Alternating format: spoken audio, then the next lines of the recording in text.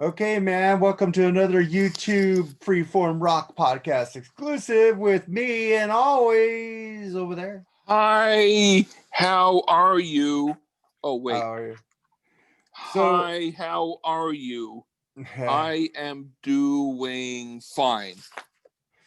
well, Lee, you wanted to ask me a question. Oh, I guess it was a matter of why or how is it that you don't know any obscure groups? Is it, I'll give you multiple choice and you can answer however you want.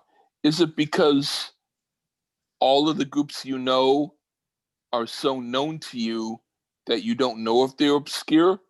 Or is it because nobody taught you about obscure groups? Or is it because when you see obscure groups in the record shop, you run away from them? Well, back when we couldn't listen to music before we bought it, so you'd have to buy stuff that you knew. So you didn't want to buy a bad album. So I would see albums that I didn't know. And then later I'd find out who those groups were and went back and got them because they weren't obscure to me again. So I don't know. Oh, Maybe I like more mainstream because I'm from the MTV generation of the yeah, hard that's rock. that's a bummer. But But go I on. did get a lot of music from my neighbor, got me into Pink Floyd, Emerson, Lake and Palmer, Night Ranger. Even though they were on MTV, I didn't know them as well until he showed me some albums. So, Cool. but I do like Oingo Boingo. I think they're kind of obscure unless you're in California Yeah, there because was they're there was huge in a late Pasadena. there was this girl in our high school, and she wore Oingo Boingo shirts. It was interesting. She talking about tucked in shirts. Sometimes she would wear like a shirt, like a t-shirt that said some like county jail or some on it, and underneath would be a black and white long sleeve shirt, and they would both be tucked in, and there was like, and then she kind of looked cute. She looked kind of like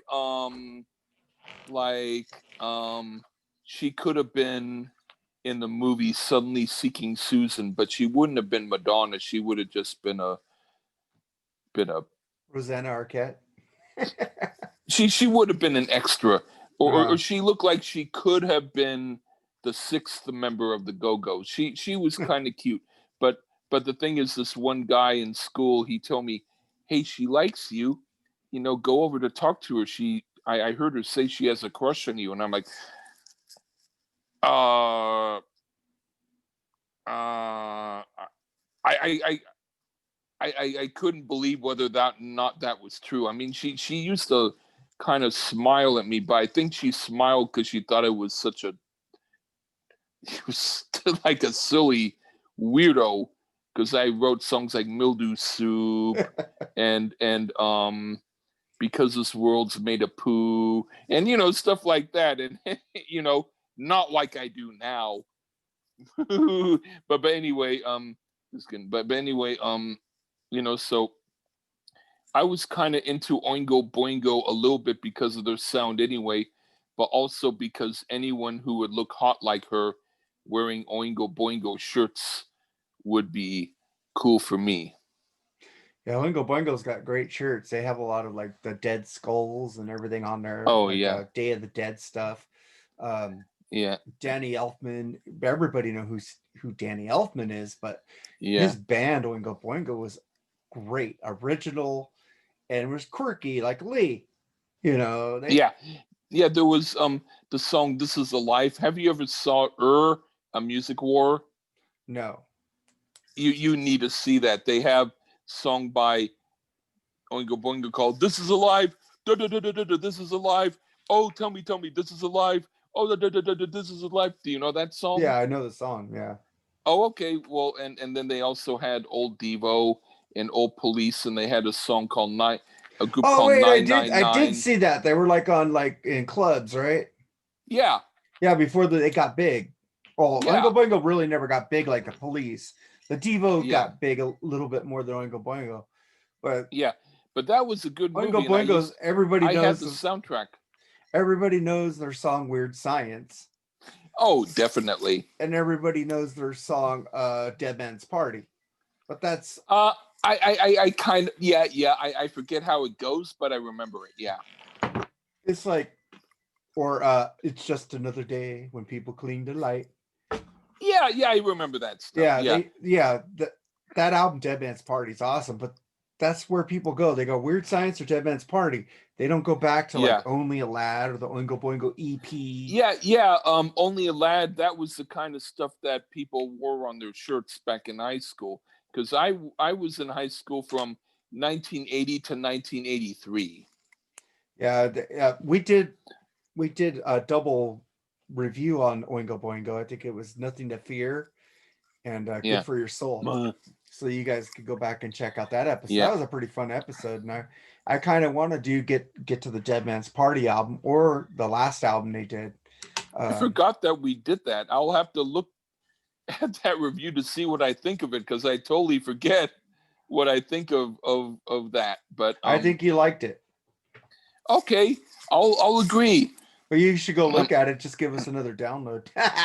Yeah. But yeah, I with me, the reason why I was into obscure music, I guess it was mostly because some of my musician friends who listen to music were like, if you hear more than just the top 40 stuff, you know a lot more about music than people who only listen to top 40. It's sort of like there's different levels of people when it comes to music.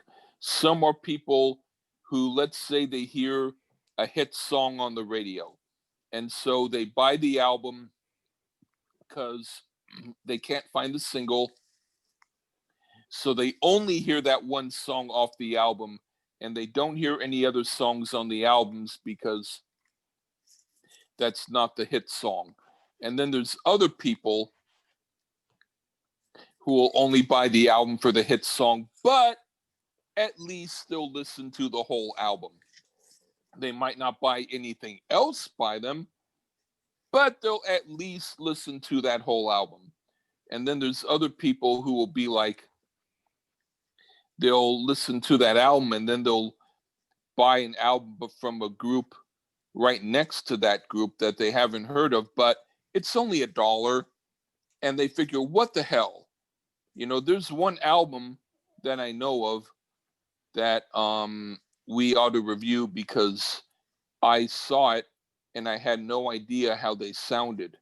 And then it was sealed for $4, but $4 now we think $4. Hell, I wish I could find I an know album when for $4. vinyl's like But 18 to fucking yeah, $50 now. but back then, when some albums were like $3.98 new, I used to go buy $4 99-cent used vinyl, and now those 99-cent stuff. used vinyls are like $30. Yeah, absolutely. And so it's like I bought the album and then I heard it and it was like, really cool. And so it was a group called the Straps, and the album was Secret Damage. And it was like, this is awesome. And it's probably out of print, but if you're into doing albums that are out of print at least once, Well, send me all the tracks album. and I'll put them in my iTunes. Yeah, like you did with you did that with the Boz Skaggs, and I still have that in my iTunes, so that'll work. Yeah, right on. Yeah. I'm like but I mean there's also there I would have to say, oh boy, I there's this thing. There's this time I saw Phil Spector documentary, and then he had talked about a heavy metal group that did a version of You Lost That Lovin' Feelin', and he played a little bit of it, and I didn't know who they were. And then I went to the St. Vincent de Paul's, and there was a bunch of copies of an album that of this heavy metal group, and I looked on the back and it said "You've Lost That Lovin' Feeling" is one of their songs. I bought it. Actually, we reviewed that album. It was Legs Diamond, That was a good on album. my podcast, and then Yeah. later on I found all their other two albums all in thrift stores. But it's like I wouldn't have known of it otherwise. I mean, if I hadn't saw that Phil Spector thing, I probably, I probably still, if I saw that album, the Legs Diamond Firepower album, I probably still would have bought it because there was a bunch of copies of it. But like there was a group called Waku with David Palmer, who was in Steely Dan. If you know that song, I don't want to see your dirty work. I love that Oh song. no. Yeah. David Palmer sings that. And he was in a group called Waku. They were first the Great Waku, and then they turned into Waku. And they were a little bit more tough. They sounded a little bit more like Graham Parker or kind of Bob Seger-ish, except with David Palmer's vocals. And they had songs like "After the Rapture," "I'll Beat You Again," or "She Tied Me Up and She Gave Me Love." So they had some kind of twisted, weird lyrics, but that album is hard to get. You can't even find anything by Waku, but I found it back then because I saw David Palmer was in the group, and I was like, wow, it's a hard album to find. If you find anything by Waku now, it's probably $50. Back then it was 50 cents because I found it in St. Vincent. So that's what I'm saying, as I was curious about groups that I hadn't heard of. So that's why I bought obscure stuff. But I also bought normal stuff too. So am I. That's why I have you pick albums so I could get some Yeah, obscure hey shit. man, that's the cool thing. You're believe it or not, even though I pick on you, and even though sometimes maybe I think you deserve it, and you might think I don't, and maybe one of these days you'll say "fuck you, bitch," and maybe you have, and it's all good. The point is, um, it's a mix of sweet and sour. It's like you pick some and I pick some, and you're actually really good at getting guests. I'm kind of good sometimes at getting guests, but you've got some pretty good guests, and I'm like, They're obscure, kind of. but to me, no, but it is, but I'm, well, kind of, but I mean, like Well, one of them it only some has albums out in great, Germany, and one of them just is a brand new band. So, and yeah, but what I mean is like, Smackbound kicks ass, and so does freaking oh the yeah, Pinpricks. The Pinpricks are great. Love those ladies, man. Sonia yeah, Kaminsky yeah, and Netta Lorena. Oh man, they are oh lovely yeah, ladies. Thank you guys for and coming on here if you listen to these yeah, videos. and the thing is like um, but like Todd Howarth, it's like Oh yeah, I Todd was like Howard is a fucking kick-ass guy. that was like the highlight of my whole time. It's like it's like I wouldn't have been able to get him on. I mean, who knows? But I mean, you know, Yeah. it's like there's so something about you works as far as you know a little bit about maybe business as far as getting people to respond to you. I'm maybe more like a drooling puppy dog. Like, okay, puppy, I know you like me, but stop slobbering, get away from me. I I don't just know. wait and get to know them and what they post on their Facebook, and then eventually, Oh, I'll say, "Hey, would you like to try our podcast?" They go, "Yeah, we'll love to come on there." So that's what I do. I become friends, wow, and they're still my friends, and they rule. I man. So message you Sonia you do sometimes, good and I said, stuff. "No." I keep in touch with all of them. I don't sit there and say, "Well, you did my podcast. Fuck you now." No, I still talk to them. They're cool people, man. Yeah, I sometimes say that to myself. Lee, you did your podcast. Fuck you. Hey, but you know what? No, we have to keep doing it. You're talking Okay. about thrift stores. You'd be proud of me.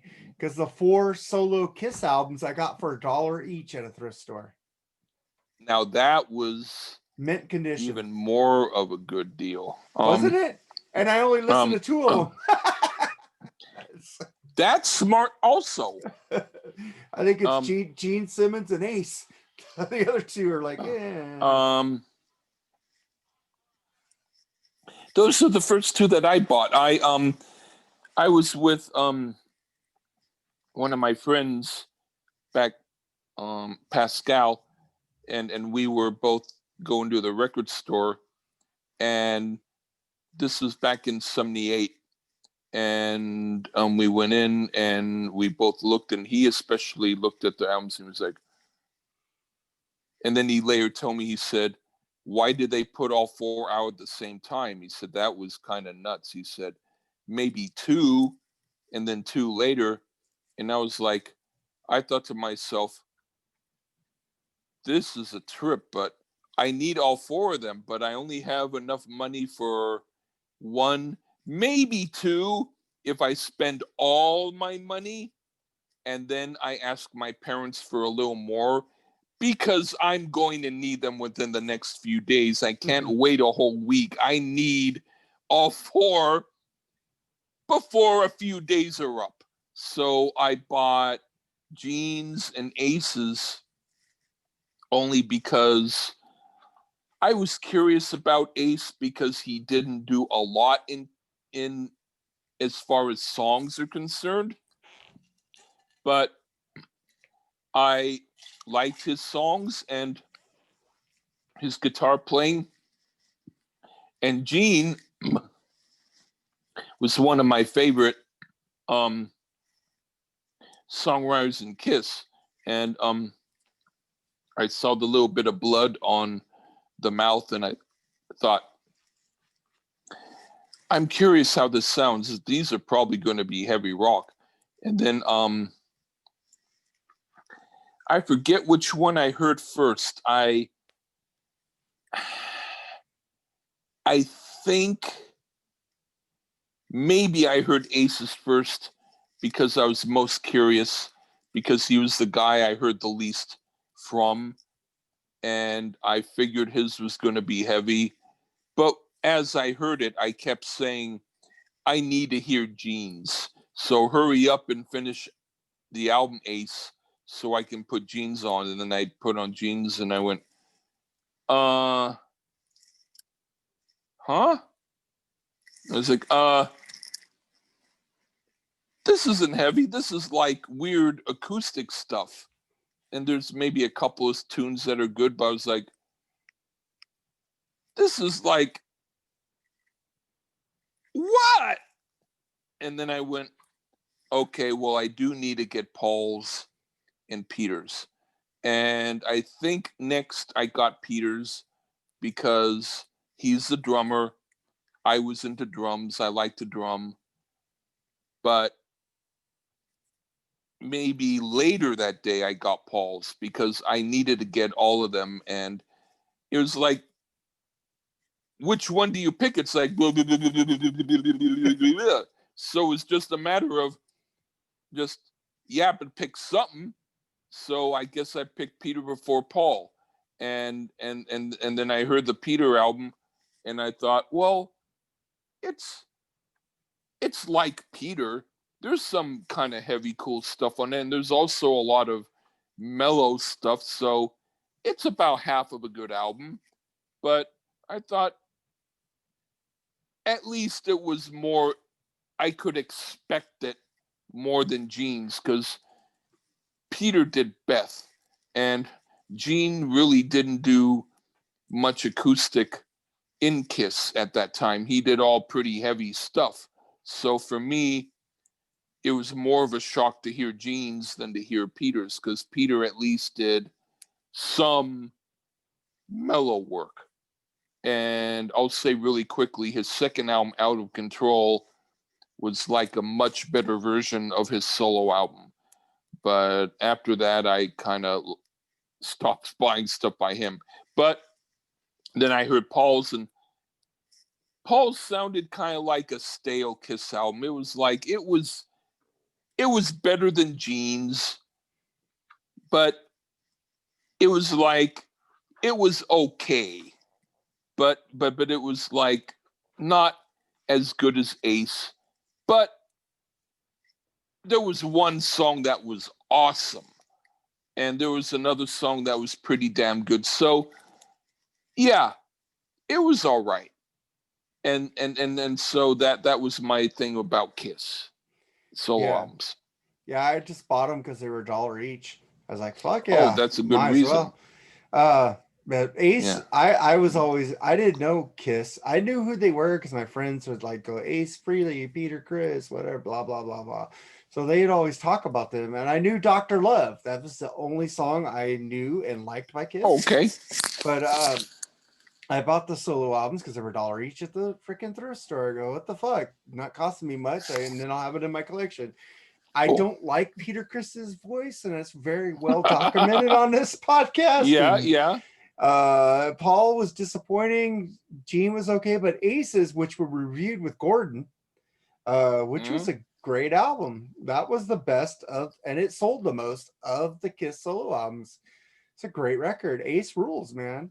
Even though Yeah, I saw him in Kiss. I know our buddy Ian Wally hates his Origins albums, but he's always making jokes on Facebook about it. But Huh. Ian rules, man. I love that guy. I You know, like you could be Cream. you could be yourself with him, and he don't get offended. Yeah, yeah. I mean, he's cool with me. One of these days I'd like him to be on my podcast.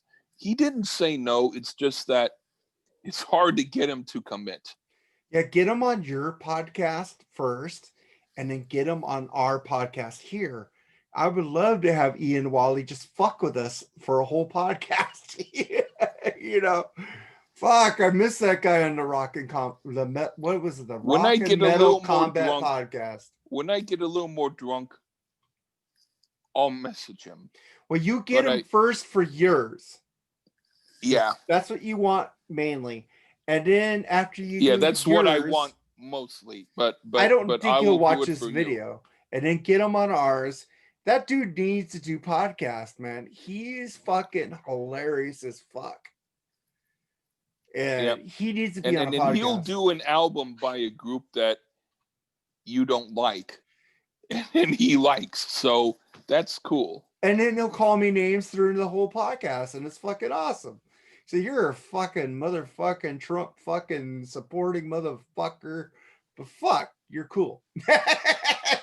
You know. I'm not a Trump supporter, but I'm not. I'm saying what Ian would tell me. I know. I'm just talking because I'm drinking. Me too. I'm not a Trump supporter, but until recently, I wasn't really a Trump hater. I'm not really a hater about him. But I do hate some stuff that went on. But I'm like me. I'm more of a Lee liker. I think as long as I'm doing good, that's the point. Yeah, fuck politics, man. I'm just saying what fucking Ian would say. Yeah. But fuck, I don't want to bring politics in here. But fuck, obscure albums. That's why I didn't say anything, because the most politics I want is politicky ticky ticky in your hair. Pull that ticky ticky out of your hair. Pull it out of your nose. Do you ever watch it grow and grows? Do you ever watch the show Weeds? No, I've heard of it. You should watch it. That chick in there is hot. I can't remember. Dana Delaney. Oh, way hotter than Dana Delaney. I thought she was on it. No. Man. Someone. Now you need me to check it. I'll find out. It's Mary Louise Parker. Okay. I know the name. I don't know her, but you ever see the movie Reds? She was in there too. That's with Bruce Willis, John Malkovich. I didn't see it. You should watch it. She's in there. She's like Bruce's girlfriend in there. But she had a show called Weeds where it was about she was selling weed and shit, and she got in all this shit. She's fucking hot. But fuck, Lee. I know, man. You're getting me to some obscure albums just to let this episode go, and our thing, and Yeah, this is going to be Obscure Part 2. yeah, Man, because and I thank we, you for that, man. yeah, because we you know, there, because I found out later that some of the groups that I had you review that I thought some of my friends who are into obscure groups would like, and I find out that they don't really like them either, and they kind of agree with you, and I'm like, oh shit, you know. But it's So funny.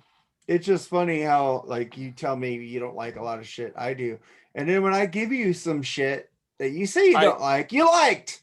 yeah, and then that's what pisses me off because I know that people are gonna give me shit for it. I would rather that they put tape in their mouth, or I want them to forget the episode. This is what you go. You know what? I like it. Fuck you.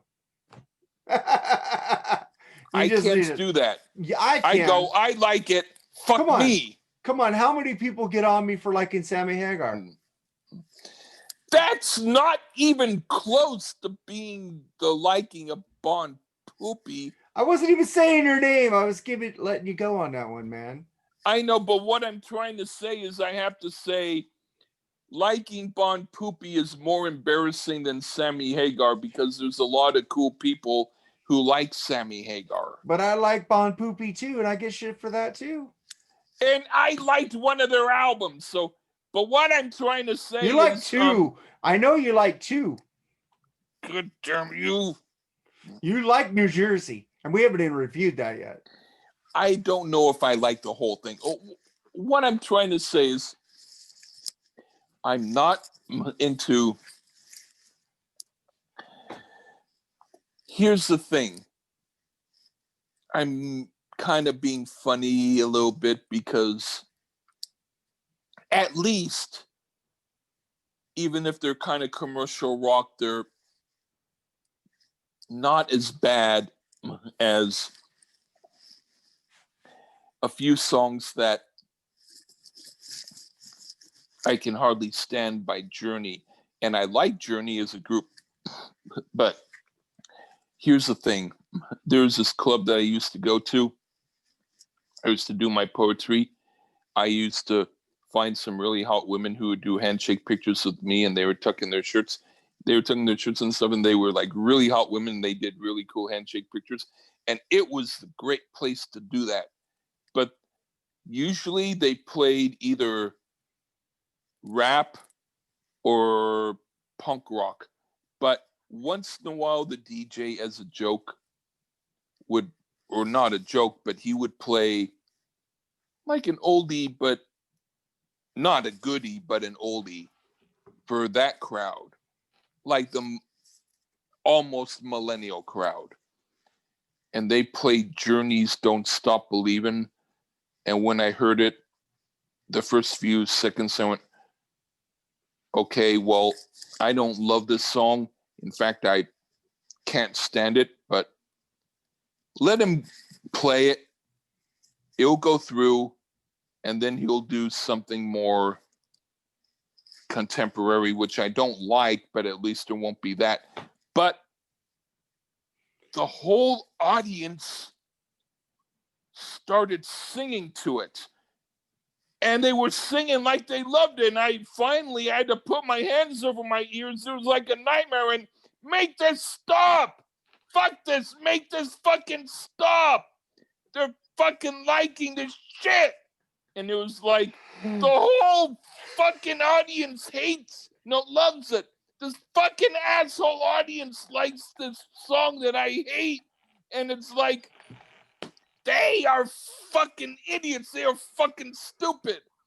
And I actually had mental pain, and I had to put my hands over my head because they liked that lame ass song. And then I realized at that point I can't trust their opinions. And then so that's why I get upset at people who don't like what I like, because I realize they're going to promote music I don't like. And that's like promoting a political thing or anything. It's like, if you believe in bullshit and promote it, it goes against the people, who like good stuff.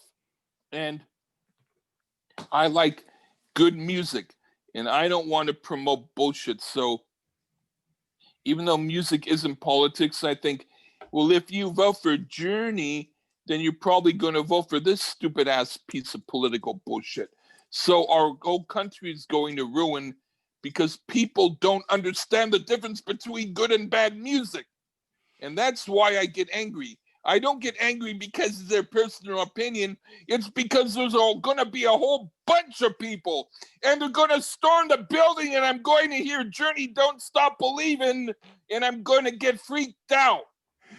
Oh man, we're next video. I'm gonna ask you why you don't like "Don't Stop Believing." Don't answer that now. Save it, because that's a positive song. It has a positive message, and you're a positive person. All I want to say is I don't know yet. Ruin it, but I'll find out later. Don't ruin it, because that's our next video about that video. Right. But I want to tell you, I'll think about it. But right now, I don't know how to answer it anyway. So we'll find out later. All right, man. So that's our Freeform Rock podcast video for the week. Why he's like sticking his tongue out at you. I'm pissed off. Fucking pissed off, man. Fuck you people like that song. Fuck you, you people like that song. All right. And it's not as bad as Open Arms. Say that for the video, because I need to ask you these questions. The other one is Open Arms. You're getting all verklempt. At least Open Arms is worse. All right, Open Arms is worse. All right. I'm getting all flustered, pissed off. Whatever. Okay. Lip wrap. Fuck you. Fuck you.